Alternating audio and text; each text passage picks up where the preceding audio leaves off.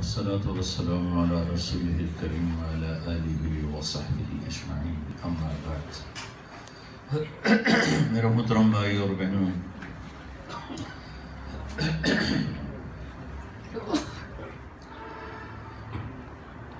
دو باتیں آپ سے کرنی ہیں۔ ایک تو یہ بتانا ہے کہ اسلام میں اللہ تعالیٰ نے عورت کا کیا مقام رکھا۔ ایک بات یہ کرنی ہے کہ اللہ نے مرد اور عورت کے ذریعے سے کاروان زندگی کو چلایا ہے، تو ہر انسان چاہتا ہے کہ میں ایک اچھی زندگی گزاروں۔ وہ کہاں سے ملے گی، کیا ہوتی ہے وہ اچھی خوبصورت زندگی؟ یہ مختصر دونوں چیزوں پر میں نے تھوڑی سی بات کرنی ہے۔ جب اللہ تعالیٰ نے آدم علیہ السلام کو پیدا کرنے کا ارادہ فرمایا، فرشتوں سے مٹی اکٹھی کروائی، پانی ڈلوایا، اسے چھوڑ دیا، اس پر سورج کی آگ پڑی، وہ گارا بن گیا، وہ سیاہ ہو گیا، بدبودار ہو گیا، حما مسنون۔ پھر جب وہ کچھ وقت گزر گیا تو اللہ نے فرشتوں کے ذریعے سے پتلا بنایا۔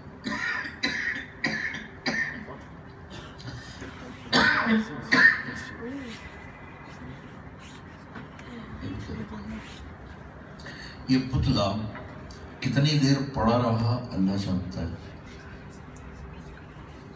پھر جب اللہ نے روح ڈالنے کا ارادہ فرمایا، روح ڈالی، پھر ان کو کپڑے پہنائے۔ پتلا ایسے ہی ننگا پڑا ہوا تھا، روح ڈالی، کپڑے پہنائے، جنت میں داخل فرماتے۔ جب اللہ نے حضرت حوا کو پیدا کرنے کا ارادہ فرمایا، نہ مٹی اکٹھی کروائی، نہ گارا بنوایا، نہ پانی ڈلوایا، نہ اسے گلنے سڑنے کے لیے چھوڑا، نہ اس کا پتلا بنایا۔ جیسے آدم کے ساتھ کیا تھا ویسے ہی حوا کے ساتھ بھی اللہ کر دیتے، دو پتلے بنا دیتا اللہ تعالیٰ کٹھے، اور دونوں کو ایک ہی دفعہ روح ڈال کے کپڑے پہنا کے جنت میں ڈال دیتے۔ اللہ تعالیٰ نے پہلے دن سے عورت کی بنانے میں بھی اس کی عزت اور احترام کو نمایاں کیا۔ ننگا پتلا پڑا ہوا ہو، فرشتوں کے لیے تو دونوں بیکار چیزیں تھیں کہ یہ کون ہے کیا ہے، لیکن اللہ نے پہلے دن سے عورت کو پردے میں رکھا۔ اس کے لیے پتلا نہیں بنا، اس کا وہ بدن مٹی کا بنا ہوا سامنے نہیں کیا، جنت میں پہنچا دیا۔ آدم علیہ السلام کے اندر تنہائی کا احساس پیدا کیا، کسی کے ساتھ ہونے کی طلب پیدا کی۔ جنت کے باوجود دل خوش نہیں ہے، کوئی خلا ہے، کوئی کمی محسوس ہو رہی ہے۔ جنت کی نعمتوں کے بعد یہ خلا، یہ کمی، یہ انتظار، یہ عورت کی عظمت اور عزت کو بڑھانے کے لیے۔ جب پیدا کیا تو آدم علیہ السلام کو سلا دیا، اور جب ان کی آنکھ کھلتی ہے تو دیکھتے ہیں کہ ان کے پہلو میں ایک خاتون ہے، پورے لباس، ایک دم دل ان کی طرف کھنچتا ہے، لیکن اللہ سے پوچھتے ہیں کہ کون ہے؟ تو اللہ تعالیٰ فرماتے ہیں یہ آپ کی زندگی کی ساتھی ہے، حوا۔ یہ بات تو اکثر مسلمانوں کو معلوم ہے کہ اللہ نے ساری دنیا میں یوسف علیہ السلام جیسا خوبصورت کوئی نہیں پیدا کیا۔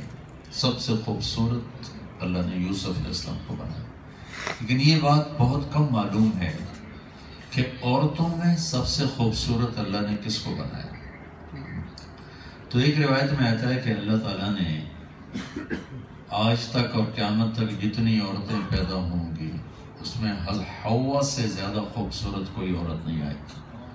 اللہ نے سب سے خوبصورت حضرت حوا کو بنایا، سب سے حسین، اور اماں ابا دونوں کا قد 130 فٹ تھا، 130 فٹ، جو جنت کا اصل قد ہے اللہ تعالیٰ ہمیں واپس اسی قد پہ لے جائے گا۔ یہ تو ٹائم کے گزرتے گزرتے گزرتے وقت خود گھساتا ہے، چیز کا استعمال جو ہوتا ہے نا، چیز کو کم کرتا ہے، اس کی حجم کو کم کر دیتا۔ ایسے ٹائم نے ہمیں چھیلا ہے، اور چھیلتے چھیلتے چھیلتے یہ قد آ بچے ہیں۔ جنت والے نے واپس 130 فٹ پہ لے جائے گا۔ وہ ایک زمیندار نے اپنے مراسی کو گھوڑا دیا کہ اس کی مالش کرو، وہ مالش کرنے کھڑا ہو گیا۔ مراسی بڑی نازک قوم ہوتی ہے، زمیندار گھر گیا، وہ جا کے سو گیا۔ پیچھے چور آئے اور گھوڑا لے کے بھاگ گیا۔ جب صبح مراسی کی آنکھ کھلی، اس نے دیکھا تو گھوڑا تو ہے نہیں، میری تو آج خیر کوئی نہیں۔ وہ گھر گیا اور خرگوش اپنا لا کر نہ باندھ کے اس کی مالش شروع کر دی۔ زمیندار باہر نکلا، اس نے کہا میرا گھوڑا کی دیکھ لیا اکھل ہوتا ہے، کہ فٹے منہ گھوڑا ہے تو خرگوش ہے، کیسا ہی گھوڑا ہے، ساری رات مالش کیتی ہے تو گھس گھس گھس کے خرگوش ہے۔ تو وہ مراسی کی بات تو لطیفہ ہی ہے، لیکن ہمارے ساتھ ایسا ہی ہوا ہے، حقیقتاً ایسا ہوا ہے۔ 130 فٹ سے گھٹتے گھٹتے گھٹتے نہیں کتنے سالوں کا، کتنا زمانہ اللہ کے سوا کوئی جانتا نہیں، یہ قیامت کے قریب قد اور چھوٹے ہو جائیں۔ پھر جن کے نصیب میں جنت ہوگی اللہ ان کو جنت نصیب فرمائیں گے، اور ان کی ہائٹ دوبارہ 130 فٹ کر دی جائے گی۔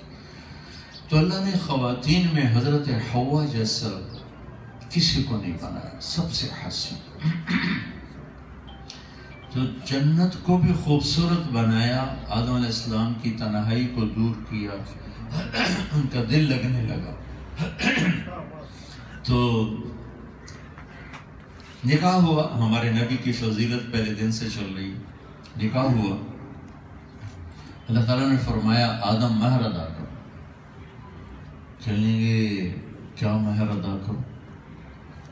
تو جنت تو سونے چاندی سے بھری پڑی تھی، اللہ کہہ دیتے یہ سونا اٹھا کے اس کے قدموں پہ قربان کر دو۔ اللہ تعالیٰ نے فرمایا کہ آدم تیری نسل میں میرا آخری نبی آنے والا ہے، اس پہ ایک دفعہ درود پڑھ دے، یہی تیری بیگم کا مہر۔ پہلا رشتہ جو اللہ نے قائم کیا اس کائنات میں وہ خامد اور بیوی، عورت کا سب سے پہلا روپ وہ بیوی، اور آخری روپ بھی بیوی ہے۔ آخری کیسے؟ جنت میں ہر عورت اپنے خامد کے ساتھ اور ہر مرد اپنی بیوی کے ساتھ جوڑا جوڑا زندگی گزاریں گے، جو زندگی کی آخری اور ابدی شکل ہے۔ اگرچہ سب قریب ہوں گے، وَمَنْ صَلَحَ مِنْ آبَائِهِمْ وَأَزْوَاجِهِمْ وَذُرِّيَّاتِهِمْ، قریب ہوں گے، لیکن رہن سہن ہر جوڑے کا الگ الگ۔ تو ابتدائی رشتہ بھی اللہ تعالیٰ نے بنایا خامد اور بیوی، اور آخری رشتہ بھی اللہ تعالیٰ نے بنایا جنت میں خامد اور بیوی کا۔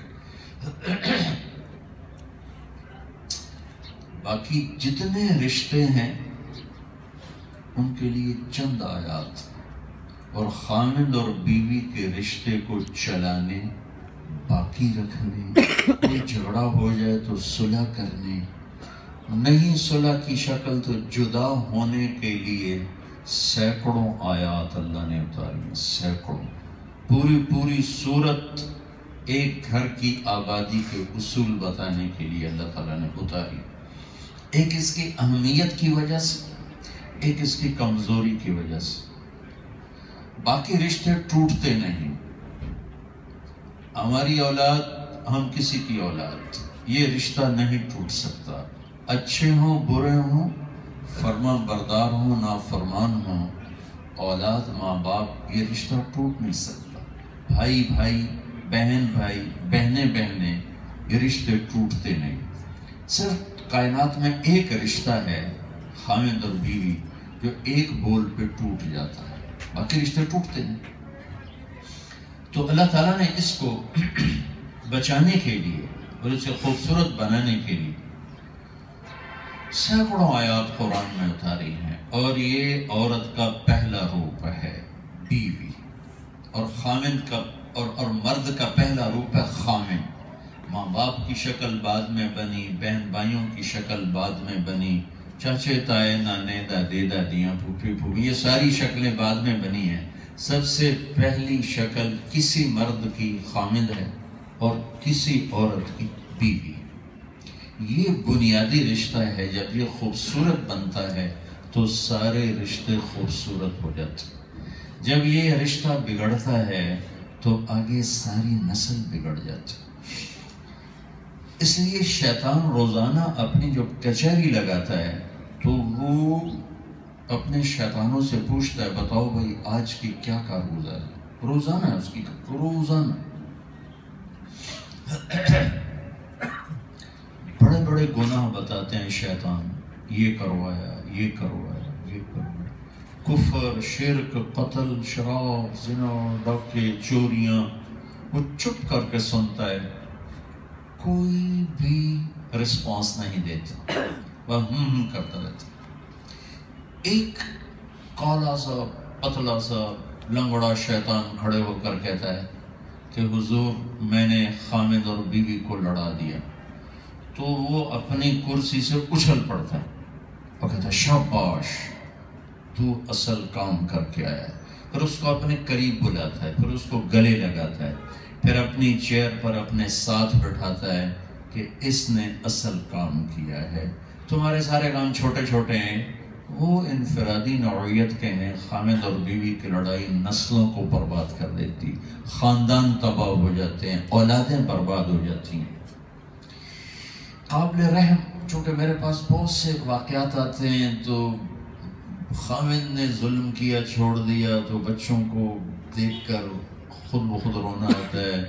بیوی بدتمیز نکلی، اس نے گھر چھوڑ دیا، بچے پھینک دیے، بچوں کو دیکھ کے رحم آتا ہے، رونا آتا ہے، نسلیں برباد ہو جاتی ہیں۔ تو سب سے زیادہ قرآن نے، میرے رب نے جو عورت کو ہائی لائٹ کیا بطور بیوی کی کیا۔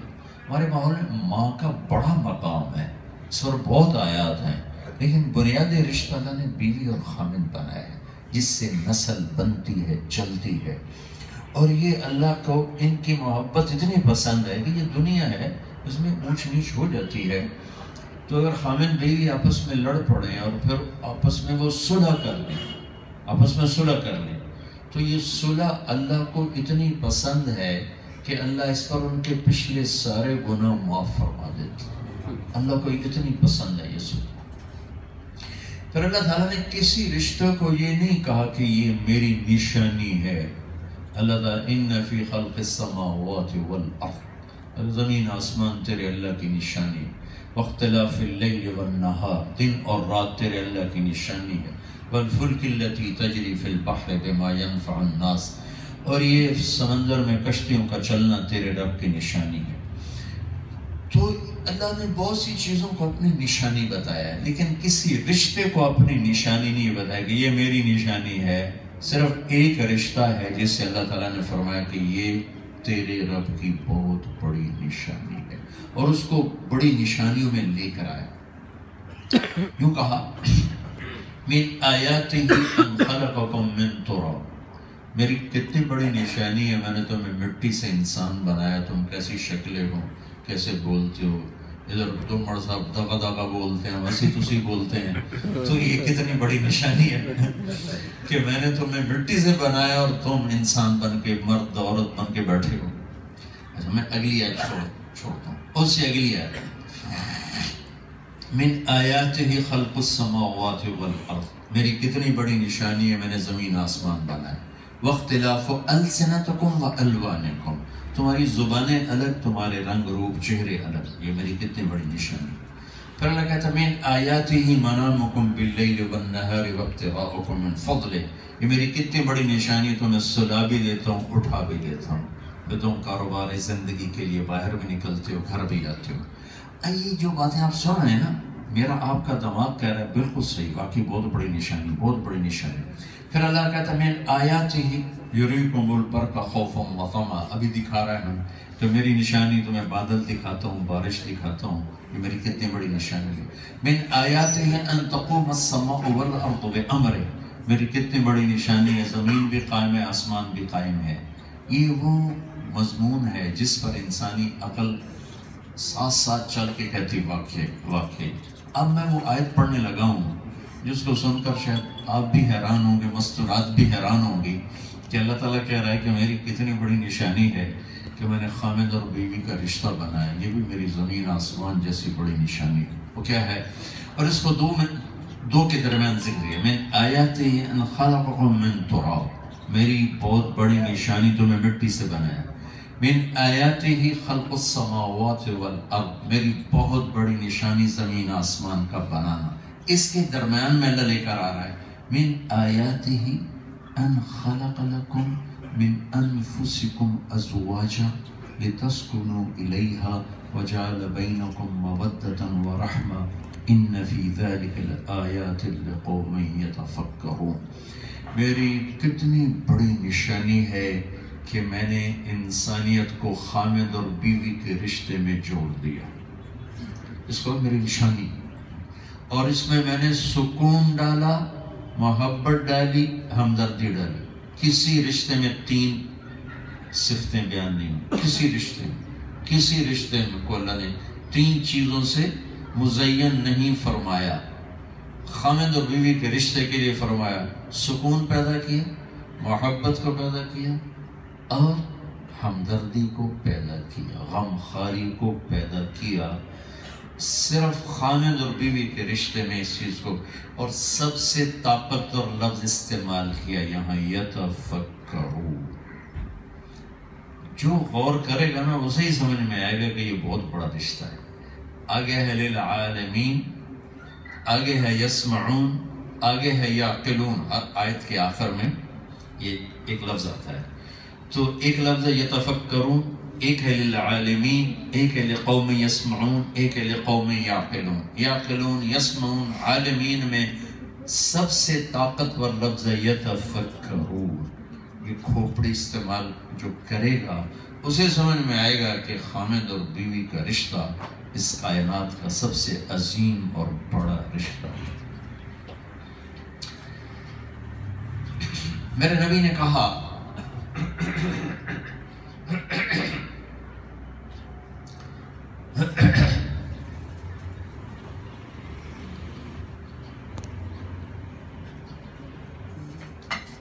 الدنیا کلها متاع وخیر متاعها المرأة الصالحة۔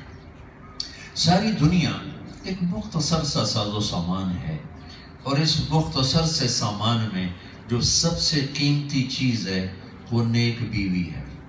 سب سے قیمتی چیز نیک بیوی ہے، نیک عورت، سب سے قیمتی دولت، سب سے قیمتی سرمایہ۔ پھر اس کو ہائی لائٹ کیا کہ بچی کو بیوی کے روپ میں ڈھالنے پر ملتا کیا ہے۔ میرے نبی نے کہا جس کی 3 بیٹیاں اور اس نے ان کی شادی کی تو جنت میں میرے ساتھ ایسے ہو جائے گا، 2 انگلیاں ملائیں ایسے۔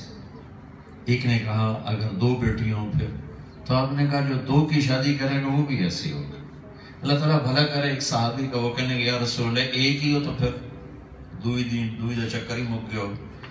تو آپ نے کہا جس کی 1 بیٹی ہے اس نے اس کو ڈولی میں بٹھا کر رخصت کے، وہ بھی میرے ساتھ ایسی ہو جائے۔ 10 بیٹوں کی شادی کرے، 10 بیٹوں کی شادی کرے، کوئی جنت کا وعدہ کرے، اجر ہے، جنت کا وعدہ کوئی نہیں۔ 1 بیٹی کو کسی کی بیوی کے روپ میں بنا کے پیش کر دے تو میرا رب کہتا ہے، میرا نبی فرماتے ہیں کہ وہ اور میں جنت میں ایسے ہو جائیں، یوں ہو جائیں، ایسے ہو جائیں۔ اور بیٹی کے روپ میں یہ فضیلت سنائی، یہی بہن بن جائے تو اللہ کے نبی فرماتے ہیں جس کو اللہ نے 2 بیٹیاں دی یا 2 بہنیں، جس کو 2 بہنیں دی، اس نے بہنوں کی شادی کی بہنوں کا حق ادا کیا، بس کا باپ مر جاتا ہے، بھائی باپ بن جاتا ہے. تو کچھ بھائی ہوتے ہیں جو بہنوں کا حق ہی کھا جاتے ہیں، کچھ ہوتے ہیں جو ان کے ہاتھ بھی پیلے کرتے ہیں، ان کا حق بھی دیتے ہیں. ہمارے دیش میں بیٹیوں کو وراثت میں کوئی حصہ نہیں دیا جاتا، نہ پٹھانوں میں، نہ پنجابیوں میں، نہ بلوچوں میں، نہ سندھیوں میں، سارا بیٹی اٹھا کے لے جاتے. تو میرے نبی نے 1400 سال پہلے عورت کے ظلم کی طرف اشارہ کر دیا تھا کہ اس پر یہ ظلم ہوگا. پوری دنیا میں عورت کمزور ہے. تو میرے نبی نے فرمایا جس نے 2 بہنوں کے ہاتھ پیلے کیے ان کا حق ادا کیا، حق ادا کیا. جو باپ کی وراثت میں، خود جو کمائے وہ نہیں، جو باپ کی وراثت میں ہے اس میں سے اس کو سرخرو کیا تو جنت اس پہ واجب ہوگی، جنت میں جائے. اسے چوری کا مال حرام ہے، بہنوں کا حق کھا جانا حرام. ایسے جیسے چوری کا مال، یہ بڑے چور ہیں جو اس کا مال لوٹتے ہیں جو اسی پیٹ سے پیدا ہو جس سے بھائی پیدا ہو، جس نے اسی چھاتی کا دودھ پیا جس کا بھائی نہیں، جو اسی باپ کی پشت سے نکلی جس سے بیٹا نکلا. لیکن یہ بہن کا چور بنا ہوا ہے، یہ سب سے گندا چور ہے، برا چور. میں ریمنڈ پڑھتا تھا تو میں اپنے استاد صاحب رحمت اللہ علیہ مولانا جمشید صاحب ان کے لیے شہد کی ایک بوتل لے کر گیا. اس وقت شہد کی بوتل 10 روپے کی آتی، 10 روپے. تو میں نے جا کے پیش کی، کہنے کہ کہاں سے لائے ہو؟ میں نے کہا جی ہمارے اپنے باغ کی ہے. اپنے باغ سے میں نے اتروایا تھا، لے کر آ گیا. تو 10 روپے کی بوتل ہے. اور میرے استاد کا سوال دیکھو، فرمانے لگے، اس وقت میرے والد بھی زندہ تھے، والد فرمانے لگے یہ بتاؤ تیرے باپ نے اپنی بہنوں کو زمین کا حصہ دیا تھا؟ اس سوال اور شہد کی بوتل میں جوڑ کے آئے، اگر تیرے باپ نے میرے دادا کی وراثت میں سے اپنی بہنوں کو، میری پھوپھیوں کو حصہ دیا تو یہ شہد میرے لیے حلال ہے، اور اگر نہیں دیا تو یہ حرام ہے. یہ سوال. میں نے کہا استاد جی اللہ کا لاکھ لاکھ شکر ہے میرے باپ کی بہن ہی کوئی نہیں تھی. اللہ نے امتحان میں ڈالا ہی کوئی نہیں، چونکہ اگر ہوتی کدی نہ دینا. کون دینا؟ اسے دینا ہے کسی نے پتہ ہی کوئی نہیں. میں بہن کا بھی کوئی حق ہوتا پتہ نہیں، داج دے چھڑے ہے، داج ہماری پنجاب میں داج دے چھڑے ہے، بس ہم مگرو لاؤ. تو وہ تو میں نے کہا کہ استاد جی اللہ کا شکر ہے میرے باپ کی بہن ہی کوئی نہیں تھی. تو وہ ہنس پڑے، کہنے کہ اچھا تو پھر تیرے دادا نے اپنی بہنوں کو حصہ دیا تھا؟ میں کو اس میں جمع ہی کوئی نہ ہو، میں تو اس میں جمع ہی کوئی. کہنے لگے اچھا ٹھیک ہے رکھ دو. بہن کا حصہ کتنا شریعت میں ضروری ہے. ایک میرے استاد نے شہد کی بوتل پر سوال کر کے مجھے موت تک کے لیے بیدار کر دیا. میں کب سے یہ پیغام بیانوں میں سناتا ہوں کہ اپنی بہنوں کو کا حق پہچانو، ورنہ جیسے کسی اور کا حق لے کے مر گئے تو جنت کی ہوا نہیں لے سکتا آدمی، ایسے جو بہنوں کا حق لے کے مر گئے وہ کہاں سے جنت کی ہوا لے سکتا. پھر یہی جب ماں بن جاتی ہے تو میرے نبی نے فرمایا، ایک صحابی ہے، یا رسول اللہ بہت بڑا گناہ ہو گیا، کیا کروں؟ آپ نے کہا تیری ماں زندہ ہے؟ کہا جی ماں تو فوت ہو گئی. کہا تیری خالہ زندہ ہے؟ کہا جی زندہ ہے. کہا جا اس کی خدمت کر، معاف ہو جائے گا. سبحان اللہ، کیا عجب بات. گناہ تو اس کے اور اللہ کے درمیان کی چیز.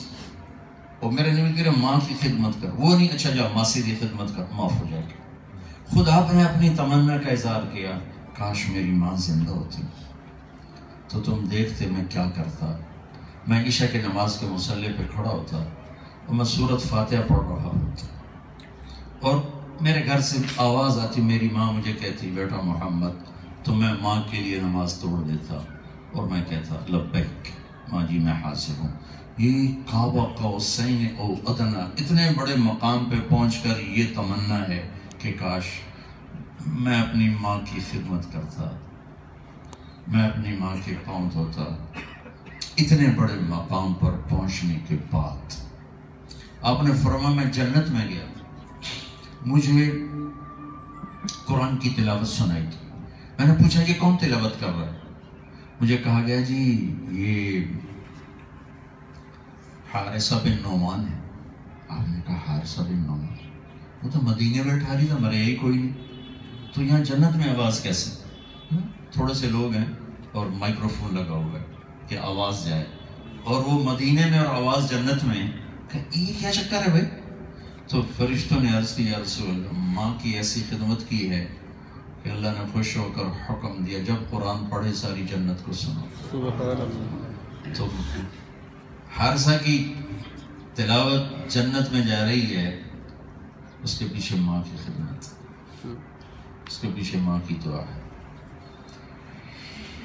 میرے نبی نے فرمایا کہ اویس اپنی جنت کی طرف چلیں گے اپنے جنتیوں کے ساتھ. چلتے چلتے جب جنت کے قریب دروازے پر پہنچیں گے تو اللہ تعالیٰ فرمائیں گے باقی لوگوں کو جانے دو, اویس کو روک دو. تو اویس پریشان ہو جائیں گی کہ یہ میرے ساتھ کیا ہو گیا. وہ کھڑے ہوئے ہیں تو کہیں گے یا اللہ مجھے آپ نے دروازے پہ آ کے کیوں روک لی؟ تو اللہ تعالیٰ فرمائیں گے تم پیچھے دیکھو. پیچھے دیکھیں گے تو دوزخ کے لوگ کھڑے ہوں گے, مرد عورت. تو اللہ فرمائیں گے اویس تیری ماں کی خدمت کا صلہ دینا ہے, یہ تیرے سامنے جہنمی ہے, جس کی شفاعت کرے گا تیری تو فیل جنت میں ڈال دوں گا. اس کے پیچھے کوئی جہاد, تبلیغ, نماز, ذکر, تلاوت, تہجد نہیں, صرف ماں کی خدمت. اور پھر آپ نے فرمایا کہ حضرت عمر سے کہ عمر تیرے زمانے میں ایک شخص آئے, اس کا نام ہوگا اویس, اس کا قبیلہ ہوگا مراد. اویس بن عامر, اس کا قبیلہ ہوگا مراد, اور مراد کی شاخ ہوگی کرن, کالے رنگ کا ہوگا, درمیانے قد کا ہوگا. اس کو برس پھل بیری کی بیماری ہوئی تھی, وہ ٹھیک ہو گیا, ایک نشان باقی ہے.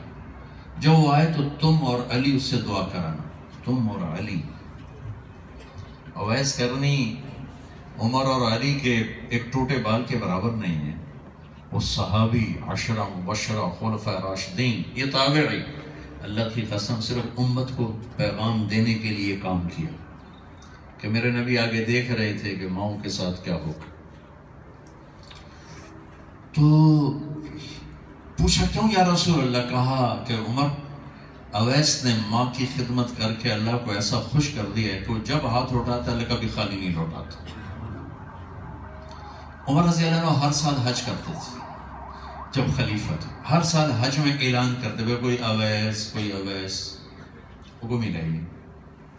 ایک سال انہوں نے کیا کیا, سورے حاجی اکٹھے کر لو, جہاں جبل ابی قبیس, جہاں اب پیلس بنا ہوا ہے, مہمان خانہ ہے شاہی, اس کے سامنے سب کھڑے کر دے.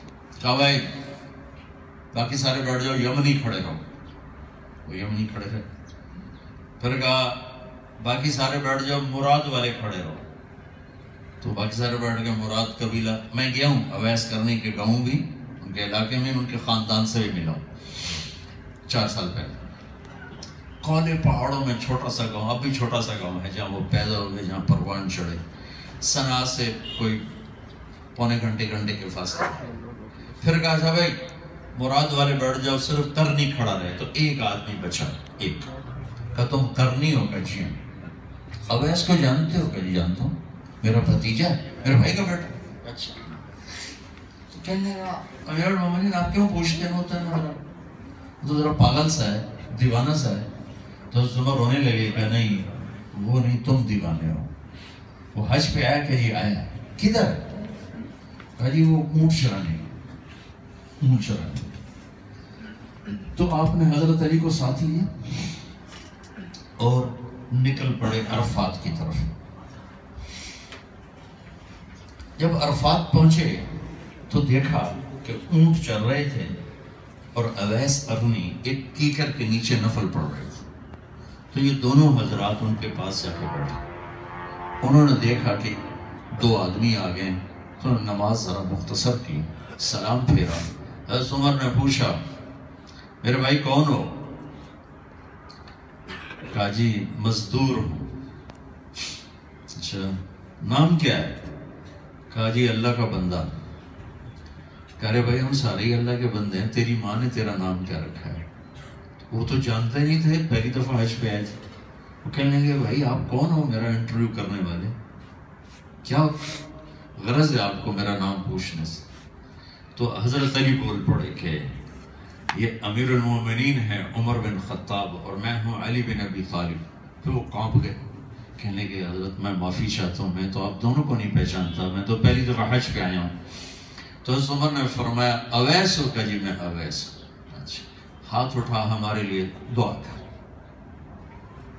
تو وہ گھبرا گیا کہ میں آپ کے لیے دعا کروں؟ میں میری اوقات ہے میں آپ کے لیے ہاتھ اٹھاؤں؟ کہاں، ہمیں ہمارے نبی نے امر کیا تھا، حکم دیا تھا کہ جب اویس آئے تو اس سے دعا کروا کہ تو نے ماں کی خدمت کر کے وہ مرتبہ پایا ہے کہ جب تو ہاتھ اٹھاتا ہے تو اللہ تیرے ہاتھ واپس نہیں لوٹاتا۔ تو ان دونوں کے لیے دعا کی۔ تو حضرت عمر کہنے لگے میرے پاس مدینے رہو گے؟ کہنے لگا نہیں۔ کدھر رہو گے؟ کہا کوفے رہو گے۔ کہا میں وہاں کے گورنر کو پیپر دے دوں کہ تیرا خیال رکھے؟ کہا نہیں نہیں نہیں، میں تو فقیر بن کے رہنا چاہتا ہوں، کوئی وی آئی پی بن کے نہیں رہنا چاہتا۔ کوفے چلے گئے۔ اگلے سال حج میں کوفے کے کوئی سردار آئے ہوئے تھے، تو حضرت عمر نے پوچھا اویس کے سال میں تھا؟ کہا جی خستہ ہی حال ہے، فقر۔ ارے وہ بہت عظیم آدمی ہے، اس کا یہ قصہ ہے، ابھی تم جب جاؤ تو اس سے دعا کروانا۔ جو حج سے واپس آئے تو اویس کو ڈھونڈتے ڈھونڈتے پہنچو دریائے فرات پر، نفل پڑھ رہے تھے۔ وہ جا کے بیٹھ گئے، نفلوں سے فارغ ہوئے تو کہنے لگے اویس میرے لیے دعا تو کرو۔ وہ فرمانے لگے حج پہ تم گئے دعا میں کروں؟ تم دعا کرو، تم حاجی ہو۔ کہ نہیں یار تم دعا کر۔ تو کہنے لگے کہیں عمر سے تو ملاقات نہیں ہے تمہاری؟ اس نے تو نہیں بتایا تمہیں؟ کہا ہاں میری امیر المومنین سے ملاقات ہوئی۔ تو انہوں نے اس کے لیے دعا کی اور رات کو اپنا بوریا بستر اٹھا کے کوفے سے بصرے چلے گئے کہ ادھر تو اب میں بزرگ بن جاؤں گا، لوگ میری ملاقاتوں کو آئیں گے۔ تو یہ ساری کہانی آج 1400 سال کے بعد جو میں دوہرا رہا ہوں، ان کے کسی جہاد، تبلیغ، ذکر، تلاوت، تہجد، روزے کی وجہ سے نہیں، ماں کی خدمت کی وجہ سے، ماں کی خدمت کی وجہ سے۔ تو ہر روپ میں اللہ تعالیٰ نے عورت کو عزت بخشی ہے، اور سب سے بنیاد اس میں جو بنتا ہے رشتہ، وہ خامند اور بیوی کا رشتہ بنتا ہے۔ اور بھائیو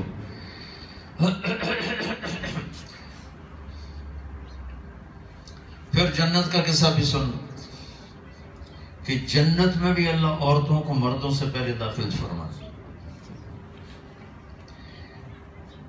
چاہے مرتبہ کسی کا کم ہے یا زیادہ ہے، کس لیے کہ جا کر اور جنت کا لباس پہن کر جنت کے حسن و جمال سے مزین ہو کر اپنے خاندوں کا استقبال کرے۔ پھر جنت میں ایک مناظرہ ہے ایمان والی عورتوں کا اور جنت کی حوروں کا۔ اللہ نے مرد عورت کو مٹی سے بنایا، جنت کی لڑکی کو مشک عنبر زعفران سے بنایا، لہذا اس کا میٹیریل، اس کا جسم، ہم تو اس کو نہیں پہنچ سکتے، ہم تو مٹی سے بنے۔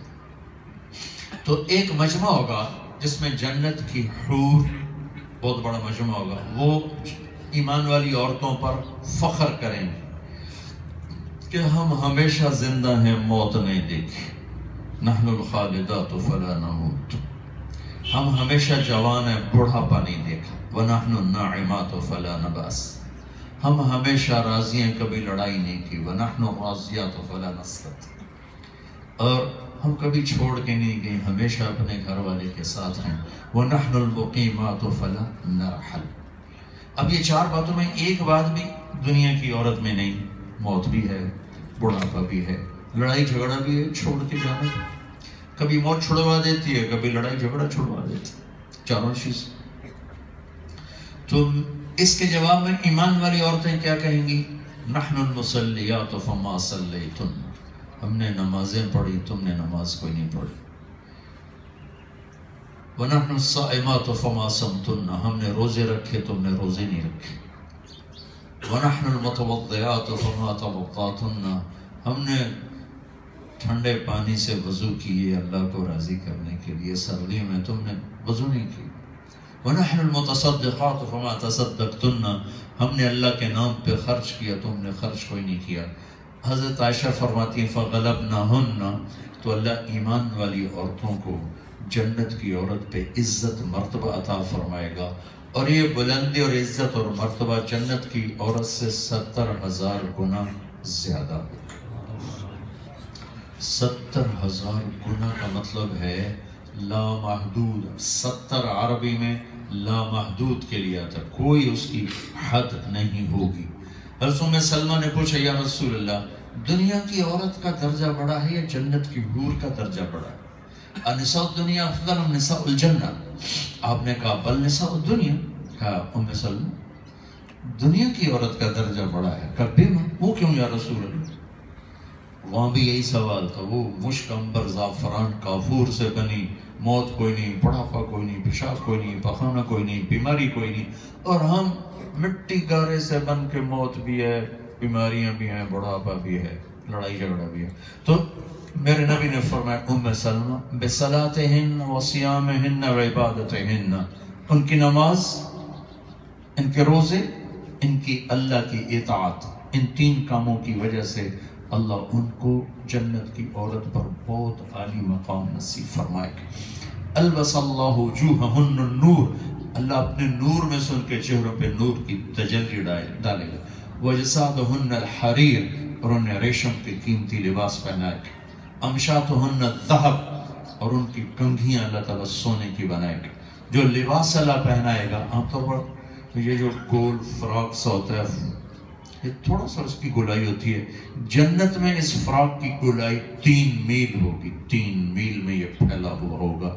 اس کو اٹھانا کوئی مسئلہ نہیں ہوگا، چونکہ اس کا دھاگا نور سے بنے گا. نور کا وزن نہیں ہوتا، کاٹن کا وزن ہے اور پولیسٹر کا وزن ہے، اس لیے اس کو اٹھانا بھی مشکل ہے. لیکن جنت میں جو اللہ کپڑا بنائے گا اس میں وزن نہیں ہوگا، چاہے وہ 30 میل کے دائرے میں گھومے، کہ وہ نور سے بنا ہوگا اور نور کا وزن نہیں ہے. اور وہاں کپڑے لینے کے لیے بازار جانا نہیں ہے. اللہ نے ہر جنتی کو، ہر جنتی مرد عورت کو ایک درخت ہے جس کا نام ہے طوبہ، بس صرف اس پر پھول ہیں بڑے بڑے، صرف ارادے کا اظہار ہوگا کپڑے. تو ایک یہ جو موبائل کیمروں میں ایک جو ایسے فلیش آ رہا ہوتا ہے فوٹو لینے کا، ایسے ایک فلیش آئے گا، اور کیا ہوگا، کپڑے پہنے کتنے ہوں گے. ابھی تو ہم نے ایک جوڑا پہنا ہے، اوپر جرسی ہے، اوپر چادر ہے. گرمیوں میں موٹے کپڑے اتر جاتے ہیں، لیکن پتلا کپڑا بھی وزن رکھتا ہے.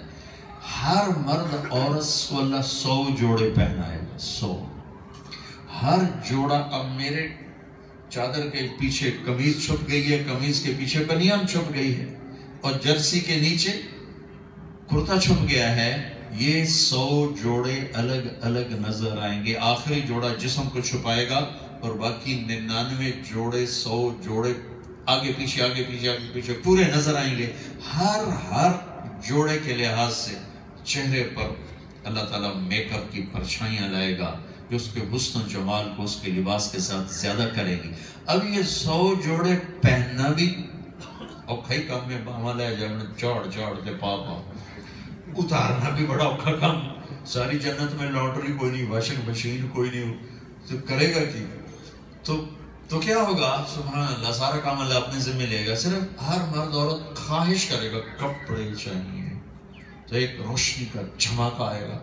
اور جب آپ اپنے آپ کو دوبارہ دیکھو گے یا دیکھو گی تو آپ کے اگلے 100 جوڑے غائب ہو چکے ہوں گے اور نئے 100 جوڑے آپ پہن چکے ہوں گے. پوری جنت میں ایک بیگ کوئی نہیں، ایک بیگ کوئی بھائی تھے کپڑے رکھ لو، کوئی الماری کوئی نہیں بھی یہاں کپڑے لٹکا دو. پوری جنت اس طریقے کوئی نہیں. نیشنل والے تو مر گئے تھے.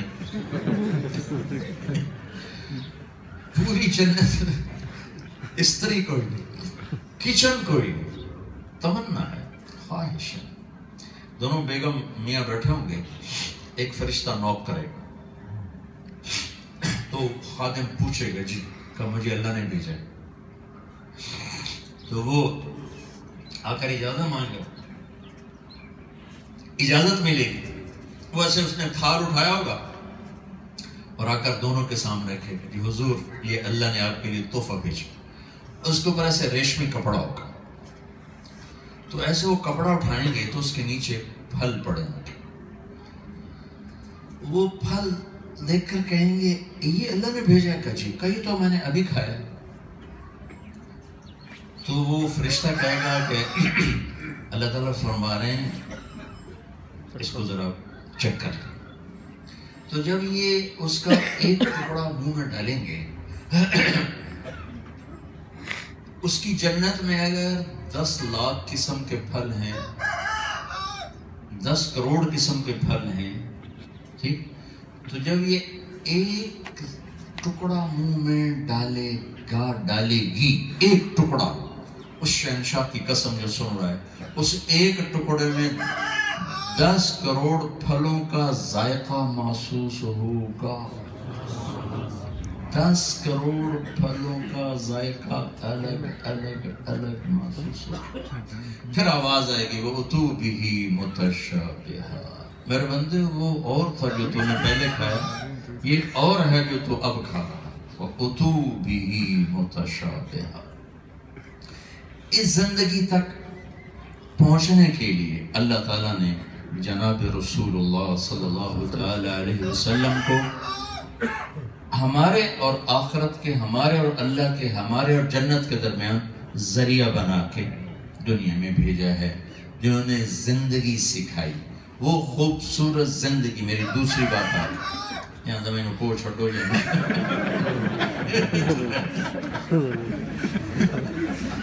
تو فٹو دمڑ صاحب تو ذکی ساڑھو تے سائران میں جا چھڑے یہ پٹھانا دا ککڑ چپ نہیں کر رہے جلدی نہ پو کوئی نسواری نہ کھائے ہو اس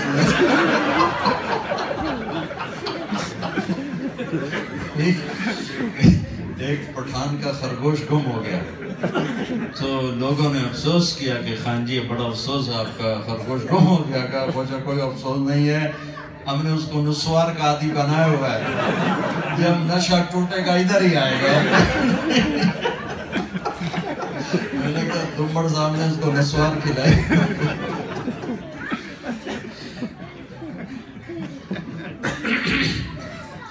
تو میرے بھائیو بہنوں، ان سارے رشتوں میں خوبصورت زندگی گزارنے کا ایک ہی طریقہ ہے، وہ ہے میرے نبی والی پاکیزہ زندگی، میرے نبی والے اخلاق۔ اتنے بڑے گھر سے زندگی خوبصورت نہیں بنتی، اور وہ مائدی جھگی کے جھونپڑے سے زندگی بدصورت نہیں بنتی ہے، بہت بڑی گاڑی پر بیٹھ کے زندگی خوبصورت نہیں بنتی، اور چمچی رکشے پر بیٹھ کے زندگی بدصورت نہیں بنتی ہے۔ زندگی اندر کی چیز ہے، اس کی خوبصورتی بھی اندر ہے، باہر کچھ بھی نہیں۔ پچھے بیڑے وچے جھیڑے پچھے ونج مہانے ہو، یہ اپنے اندر ہے، اپنے من میں ڈوب کر پا جا سراغ زندگی۔ زندگی اندر پروان چڑھتی ہے، اندر سے صحت اچھی ہو تو چہرہ خوبصورت نظر آتا ہے۔ سرخی پاؤڈر سے سیاہی، چہرے کی سیاہی کو کتنا کوئی چھپا سکتا ہے، ایسی میرے بھائی بہنوں زندگی اندر جب خوبصورت ہوتی ہے تو سارا گھر خوبصورت ہوتا ہے، سارے رشتے خوبصورت ہوتے ہیں۔ جب زندگی اندر سے بگڑتی ہے تو گھر بھی ویران ہو جاتے ہیں، زندگی بھی ویران ہو جاتی ہے۔ میرے نبی نے 11 شادیاں کر کے زندگی گزارنے کا طریقہ سکھایا۔ میرے نبی کی عمر 25 سال ہے،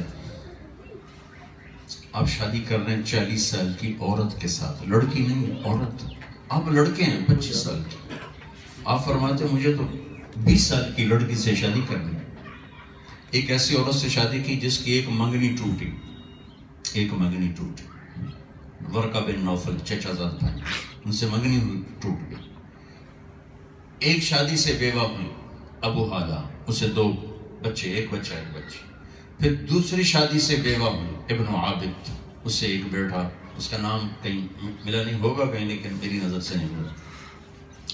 2 شادی سے بیوہ ہوئی، 1 منگنی ٹوٹی، عمر 40 سال، جبکہ جوانی ڈھلنا شروع ہو جاتی ہے. میرے نبی نے ان کے ساتھ شادی کر کے اپنی زندگی کے 25 سال گزارے. جب آپ 50 سال کے ہوئے، حضرت خدیجہ 65 سال کی ہوئی، اللہ نے ان کو بلاوا دیا، تشریف لے گئیں. 50 سے 63 13 سال میں آپ نے 10 شادیاں کی. شوق کا زمانہ تو پہلے گزر چکا ہے، اب یہ کیوں ہو رہی ہیں شادی؟ بھائیوں، میری بہنوں، نماز پڑھنا عادت نہ ہو تو مشکل نظر آتا ہے، لیکن کیا مشکل ہے؟ 1 لوٹا پانی چاہیے، 10 منٹ ٹائم چاہیے، نماز پڑھی جاتی.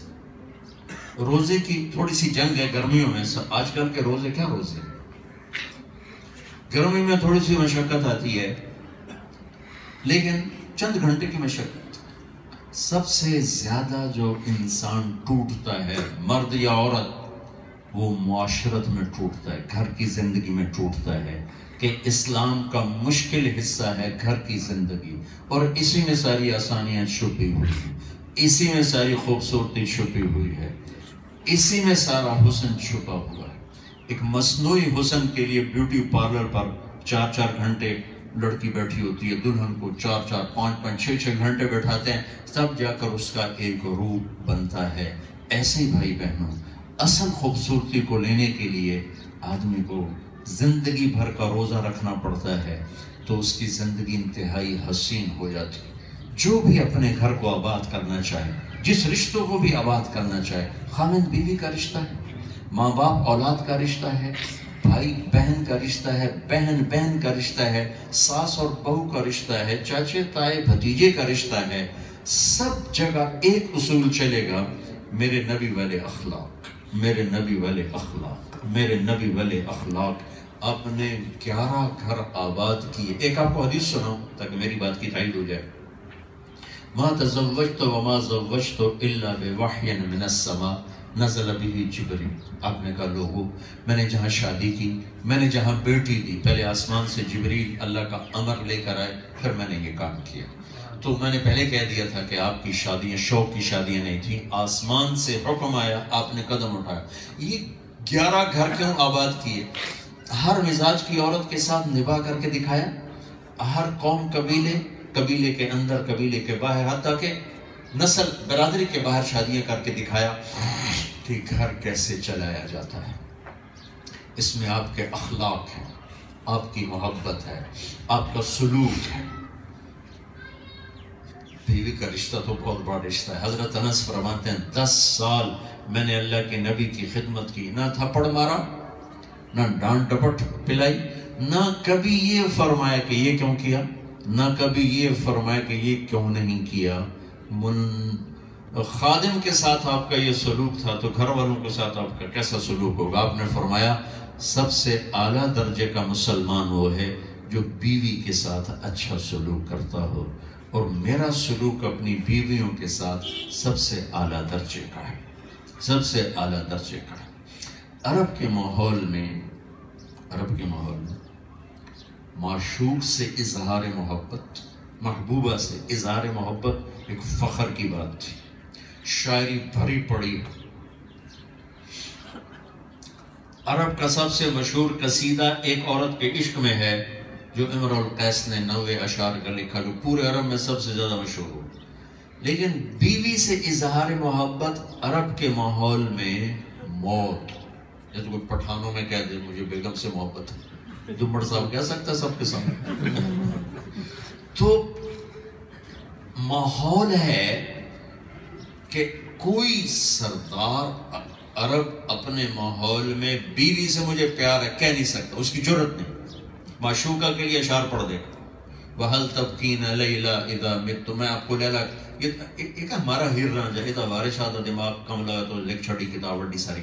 یہ لیلا مجنون صحیح قصہ ہے، صحیح قصہ ہے. لیلا خفاجیہ، لیلا اخیلیہ اور توبہ الخفاجی. مجنون کا نام تھا توبہ، یہ عراقی قبیلہ ہے، عراقی. اور اخیل یہ بھی عراقی قبیلہ ہے. تو وہ لیلا کے اظہار محبت کو یوں کھل کے بیان کر رہا ہے کہ آج 1400-1300 سال کے بعد میں سنا رہا ہوں. وَهَلْ تَبْكِينَ لَيْلَ إِذَا مِتُّ قَبْلَهَا وَقَامَ عَلَى قَبْرِ النِّسَاءُ النَّوَائِحُ. نام لیلا شعر میں آ گیا.